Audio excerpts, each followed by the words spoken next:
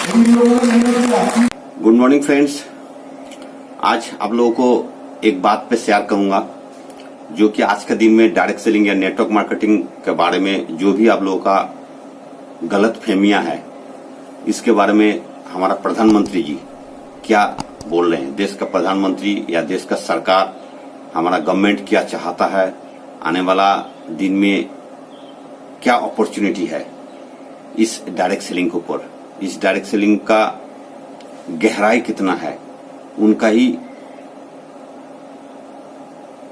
जो भाषण में उन्होंने जो कहा है, उनका दो चार शब्द आप सुन लीजिए। जो एक आदमी अपना काम चालू करने के साथ साथ या अपना रोजगार के साथ साथ और दो चार आदमी को अगर हम रोजगार दे सकते हैं तो देश कितना डेवलप्ड हो सकता है, उसके बारे में उनका ही कहना सुन लीजिए।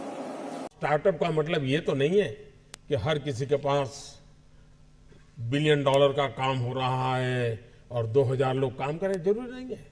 5 लोगों को भी अगर मैं रोजगार देता हूं तो मेरा स्टार्टअप मेरे देश को आगे बढ़ा रहा है।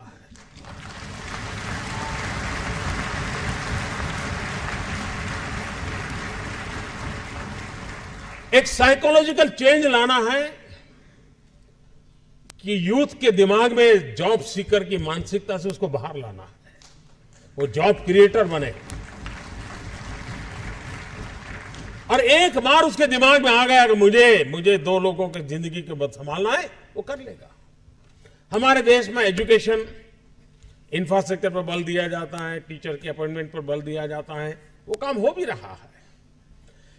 लेकिन समय की मांग है क्वालिटी एजुकेशन की। गरीब से गरीब, दूर सुदूर जंगलों में रहने वाला व्यक्ति हो, पहाड़ों में रहने वाला व्यक्ति हो, मैं ऐसे कैसे चीजों को खोज के निकालूं कि उसी क्वालिटी का एजुकेशन जो अमीर घराने के बच्चों को मिलता है, उस टेक्नोलॉजी के द्वारा गरीब से गरीब तक मैं कैसे पहुंचाऊं। और देश तब बदलेगा कि हम समाज के आखिरी इंसान को इस सुविधाओं से लाभान्वित करके उसकी जिंदगी बदलने का अवसर दें। हमें उसको फीड करने की जरूरत नहीं पड़ेगी। अगर उसको क्वालिटी एजुकेशन मिलता है तो वहां भी ऐसे स्पार्क वाले बच्चे होंगे जो उठ करके खड़े हो जाएंगे और दुनिया बदल देंगे। हेल्थ सेक्टर, आज हेल्थ सेक्टर ज्यादातर डॉक्टरों पर डिपेंडेंट कम है, टेक्नोलॉजी पर डिपेंडेंट है। डॉक्टर भी खुद टेक्नोलॉजी पर डिपेंडेंट है।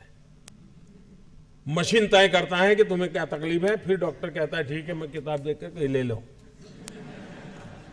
इसका मतलब हेल्थ सेक्टर में टेक्नोलॉजी इनोवेशन की संभावनाएं बढ़ती चली जा रही है। लेकिन भारत जैसे देश में ये अफोर्डेबल कैसे हो, ये हमारे सामने चुनौती है। सस्ते में सस्ता व्यवस्था का कैसे बने, इस पर हम सोचें, नएपन से सोचें। और इसलिए स्टार्टअप कहने के बाद कुछ लोगों की सोच होती है तो बड़ा हाई फाई होगा, लैपटॉप के बाहर दुनिया कुछ नहीं होगी, मोबाइल से जुड़े होंगे। ऐसा नहीं है। ये लोग हैं जिन्होंने कोई न कोई कमाल किए। यहां हर प्रकार के लोग हैं। स्टार्टअप इंडिया तो मैं मान के चलता हूं स्टैंड अप इंडिया। इसके लिए मुझे अलग सोच करने की जरूरत नहीं है। जिस देश के पास 800 मिलियन 35 से कम आयु के नौजवान हो, जिस देश के नौजवानों के पास टैलेंट हो, हाथ में हुनर हो, अपरंपार सपने हो और पूरी दुनिया में अवकाश ही अवकाश हो, क्या नहीं हो सकता है। आज मैं आईटी प्रोफेशनल से कहना चाहूंगा, विश्व के किसी भी दुनिया के देश के नेताओं से मैं मिलता हूं, दुनिया का कोई भी डेलीगेशन आता है, उनकी जो बातों होती है उसमें एक चिंता हर एक को सता रही है और वो है साइबर सिक्योरिटी। हर कोई परेशान है साइबर सिक्योरिटी को लेकर के। क्या भारत साइबर सिक्योरिटी प्रोवाइडर के रूप में अथॉरिटी बन सकता है? एक बार हिंदुस्तान का ब्रांड का साइबर सिक्योरिटी का सॉफ्टवेयर मिल गया, अब दुनिया की कोई ताकत उसको हिला नहीं सकती। ये कर सकते हैं क्या? मानव जात के लिए चुनौतियां आवश्यक हैं, क्योंकि सरफरे लोग तो हैं जो तबाही करने पर तुले हुए हैं। लेकिन हम मानवता को बचा भी तो सकते हैं। हमारे पास इस प्रकार के लोग हैं।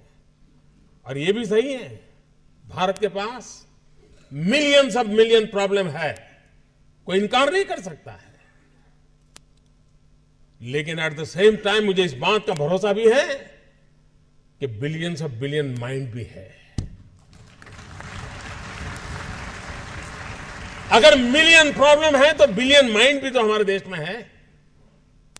हर स्टार्टअप के पीछे कोई न कोई समस्या के समाधान का इरादा रहना चाहिए।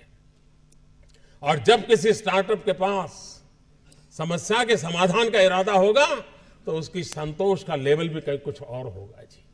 जब किसी की जिंदगी में बदलाव लाता है तो उसको एक सेटिस्फेक्शन मिलता है। और इसलिए मैं वो कुछ करके दिखाऊं जिसमें मैं जॉब क्रिएटर बनूं, मैं वो कुछ करके दिखाऊं कि जिसके कारण किसी की जिंदगी में मैं काम आऊं, मैं वो कुछ करके दिखाऊं कि मेरे देश को एक कदम आगे ले जाने में मेरा भी कोई योगदान हो। इतना भी अगर सपना लेकर के हम चलते हैं, हम बहुत कुछ कर सकते हैं।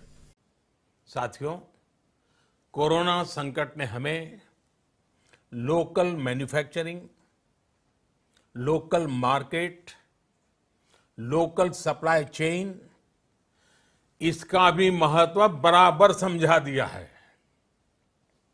संकट के समय में लोकल ने ही हमारी डिमांड पूरी की है, हमें इस लोकल ने ही बचाया है।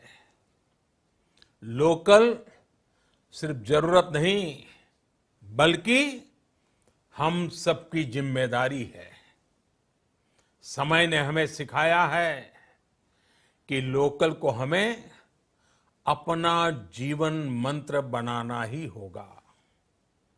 आपको आज जो ग्लोबल ब्रांड्स लगते हैं वो भी कभी ऐसे ही बिल्कुल लोकल थे, लेकिन जब वहां के लोगों ने उनका इस्तेमाल शुरू किया, उनका प्रचार शुरू किया, उनकी ब्रांडिंग की, उन पर गर्व किया, तो वो प्रोडक्ट्स लोकल से ग्लोबल बन गए।